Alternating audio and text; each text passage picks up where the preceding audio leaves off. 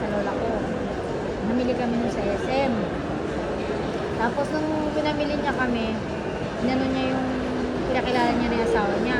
Sabi pa nga nung asawa niya, pwede daw namin siya tawagin mama. Sabi ko sa kanya, mama ako, ba't kita tatawagin mama? Ano yun eh, nurse yung babae. Tapos nung naubos na yung pera ng babae, nanakan lang. Tapos ito, masakit pa nun. Yung sa side ng nanay niya, sinanla yung lupa nila, ang pamilya. Nakasanla yung lupa nila, at papa ko sumubos. Pag tubos ng papa ko ng lupa, din dapat totally sa papa ko na yun. Ginawa nila, binenta nila ng buo yung bahay. Tapos nagpagawa yung isang bahay. Ni isang maliit na space, walang binigay sa amin. Kahit pera, wala. Pinagpin nila, ay inayanan namin sa kanila. Kaya gano'n na lang galit ng papa ko sa kanila ngayon. Kaya ngayon, kamusta ka? Galit siya sa pamilya niya ngayon. Dahil sa pinagagawa, nagsumbat ngayon sa kanila. Lahat binigay ko sa inyo, lahat ginawa ko sa inyo. Pati mga anak ko, tiniis ko para sa inyo. Tapos ganyan gagawin mo sa akin. Ngayon sa amin siya lumalapit. Lahat kasi natumbat namin sa kanya. Kasalanan namin eh, hindi namin kasalanan. Sabi ko, kailang malalaki na kami, nandito kami, tsaka mo kami sa ganyan. Binigyan ko yan ng pagkakataon noong 2018. Tumira ako sa kanya, kinuha niya ako. Tumira ako sa kanya, pinagbigyan ko siya. Sabi kasi ni mama, tatay ko pa rin. Di pinagbigyan ko.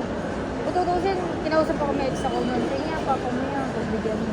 Yung ex ko lang na yun, ang pagpigyan sa akin na tinong sa papa ko. Di tumira ako sa kanya. Alam mo ba, sabi niya yung asawa niya, tsaka yung anak niya.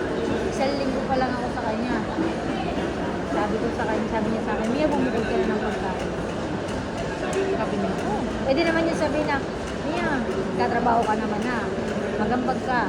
Diba? Para sa pamilya. Kasi alam ko naman yun eh, magambag naman ako. Nagbibigay naman ako. Pero yung sasabihin niya, bumukod ako ng pagkain. Ibang usapan yun.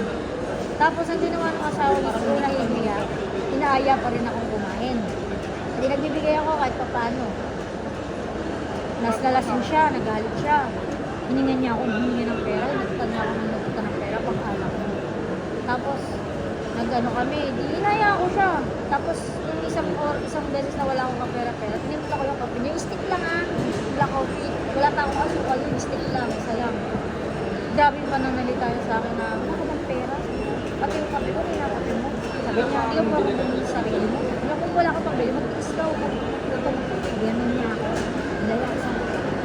Nalakas sa akin, nilayasan ko siya. Umuwi ako sa bahay, galit ako sa kanya. Binilak ko siya sa lahat. Galit ako sa akin. Hanggang sa siya pa yung may sagala magsalita sa akin ng kung ano.